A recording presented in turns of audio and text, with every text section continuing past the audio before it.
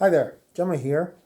In the last couple of videos, I was talking about the blowing of the fifth and the sixth trumpets and the things that come as a result.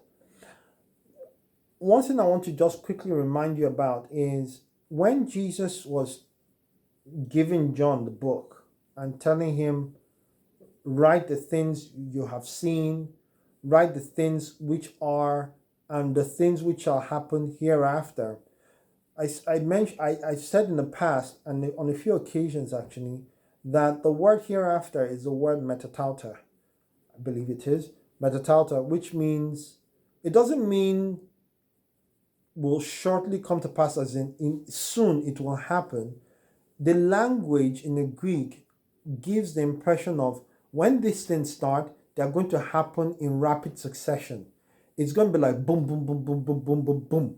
It's not going to be like boom and then wait for you to get your wits about yourself and get yourself properly oriented and see what really is going on, what on earth is going on, and you wait to get answers, and then just as you're getting answers, another one happens. No, these things are going to happen rapidly because if you think about it, we are about to go into the opening or the blowing of the seventh trumpet. So we've seen the opening of the seven seals, and inside the seventh seal, we see the blowing of the seven trumpets. And up till now, we have had the sixth trumpet blown, and we've still not reached the halfway point of the tribulation period, which gives the impression, or correctly gives the impression, that scripture in Revelation 1 that says, write the things which shall happen hereafter, metatauta, literally it means when these things start to happen, they are going to happen rapidly. Everything is going to be slow up till that point, and then once it gets to that point, everything is going to be like boom, boom, boom, boom, boom, boom, boom, boom, boom. It's going to be like a chain reaction. Why? Because nothing is going to let up. It's not going to let up. You're going to have one piece of tragedy after the other. One piece of tragedy. This is the reason why Jesus calls it in Matthew 24 a time of trouble like none before or after. A time of trouble like none before or after. I mean, this is one of the reasons why I don't understand preachers sometimes. If Jesus could warn the people and say to them, pray that your flight is not in winter, pray that you're not suckling a child or pregnant during that period, and so on. If Jesus understood the depth of the trouble that was coming, if Daniel could see it, I think it's in Daniel chapter 11 or Daniel chapter 8, I don't remember precisely where now, but it could be chapter 10, I don't know. It's one of those three, 8, 10, or 11, or it could be even chapter 12. As you can tell, I've not read Daniel for a bit of a while. But somewhere in there, Daniel sees the man of sin. And the Bible tells us that Daniel became very, very uncomfortable at what he was seeing. Daniel became very uncomfortable with what he was seeing. The things that we see in Revelation, in the book of Revelation, especially chapter 6 to chapter 19, are a blowing in detail of the things that Jesus was describing in Matthew chapter 24, which is one of the reasons why I also say to people that the church is not there in Matthew 24, and the church is not here in, when I say the church is not here in the book of Revelation chapter 6 to 19, the church is there, except that the church is not on earth. The church is in heaven. And I've talked about that many times, so I'm not going to address that now. The thing is, terrible times are coming. So let me read chapter 10, the first 7 verses, and then just share a few things from there. It says, and I saw another mighty angel come down from heaven, clothed with a cloud, and a rainbow was upon his head, and his face was as it were the sun, and his feet as pillars of fire. And he had in his hand a little book, open, and he set his right foot upon the sea, and his left foot on the earth, and cried with a loud voice, as when a lion roareth. And when he had cried, 7 thunders uttered their voices. And when the 7 thunders had uttered their voices, I was about to write. Now, it says 7 thunders uttered their voices. There is stuff that goes on in this world that I think it would take us getting to heaven for us to finally understand. Thunders uttered their voices. They had voices. all those lightning strikes that we hear,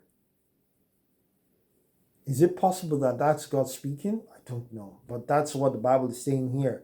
When the seven thunders had uttered their voices, I was about to write, and I heard a voice from heaven saying unto me, seal up those things which the seven thunders uttered, and write them not. In other words, he understood what they said. It wasn't just and so on. Okay, you're probably going to laugh at that, or maybe not. But the point is, it was not just the sound of thunder. John actually heard what the seven thunders uttered. It says in verse 5, and the angel which I saw stand upon the sea and upon the earth lifted up his hand to heaven, and sware by him that liveth forever and ever, who created heaven and the things that therein are, and the earth and the things that therein are, and the sea and the things which are therein, that there should be time no longer. But in the days of the voice of the seventh angel, when he shall begin to sound, the mystery of God should be finished, as he had declared unto his servants the prophets.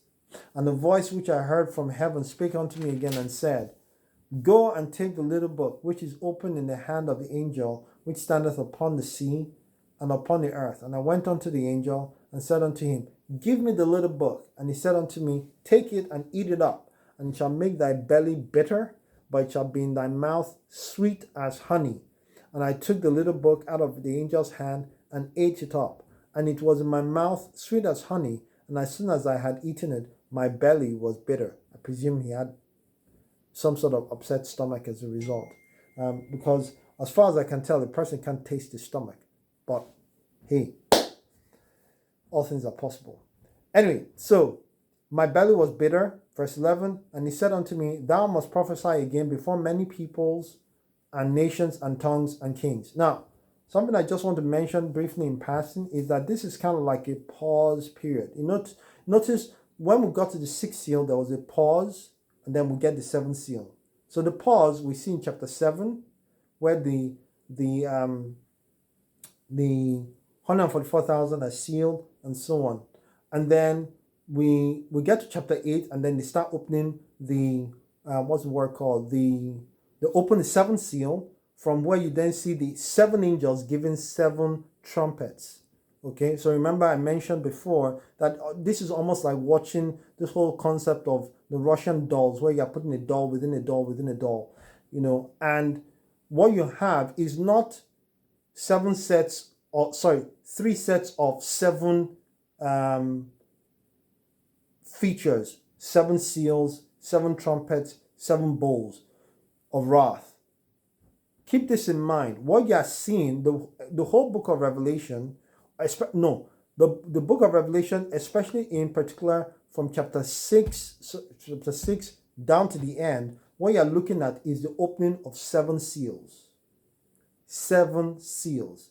And it is in the opening of the 7th seal, the 7th seal, right? So you have 7 seals. So it's in the opening of the 7th seal that you get the 7 trumpets.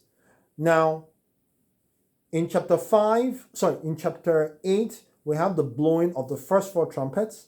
And then in chapter 9, we have the blowing of the next 2 trumpets, the 5th and the 6th trumpets. So there's 1 trumpet left to be blown, right?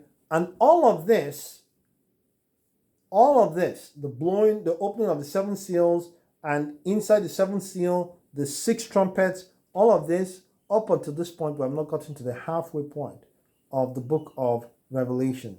Okay, so he says, and I went unto the angel and said unto him, give me the little book. No, let me not read that. The point I'm trying to make is that there's a lot of things happening which you would do well to read. I would actually recommend, especially if you're very busy and so on, something that I find incredibly helpful, that helps you grasp the book of Revelation pretty quickly. And, God is so kind. What he does is that he layers understanding upon understanding upon understanding upon understanding upon understanding.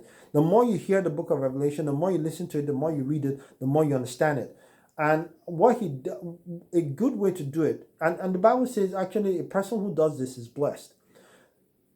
Now, Chuck Missler used to say the person who reads the book of Revelation is promised a blessing. In fact, he used to say it is the only book that has the audacity to say, read me, there's a promised blessing as a result. But the Bible actually says the one who reads it, the one who hears it, and the one who adheres to it is blessed. In other words, it's not enough to, or rather, let me put it this way. So long as you're adhering to it, doesn't matter whether you hear it or you read it. So long as you adhere to it, so long as you hold on to it.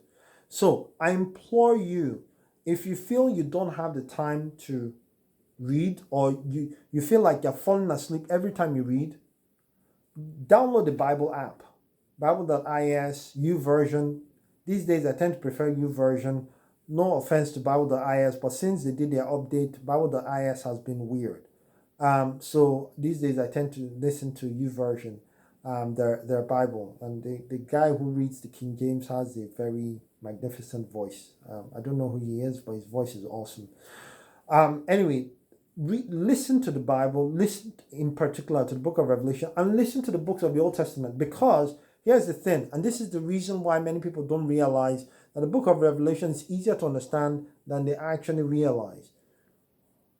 A lot of what is written in the book of Revelation is explained in the Old Testament. I'll repeat, a lot of what is written in the book of Revelation is explained in the Old Testament. Why do I say this?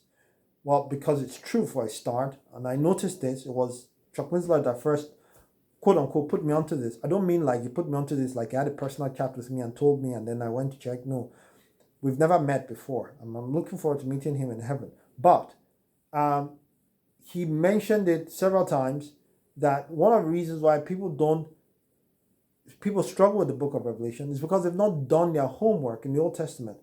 And okay, yeah, I can understand. Sometimes the Old Testament seems boring, but actually, when you go looking, what you find is that the Old Testament speaks far more about the end times than even the New Testament, which is kind of weird, but it is true.